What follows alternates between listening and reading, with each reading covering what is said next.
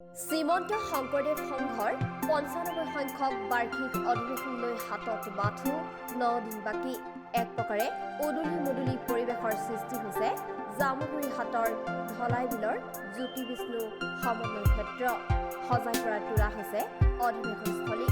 আজি পুৱা অধিৱেশনস্থলীত শ্ৰমদান কাৰ্যসূচীত নিয়োজিত হয় দ্বাদশ অসম আৰক্ষী বাহিনীৰ শতাধিক জোৱান।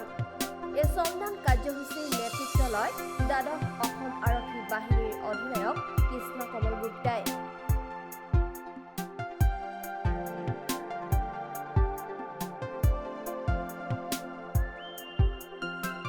আমি ভাগ্যৱান বুলিয়ে ভাবিছোঁ।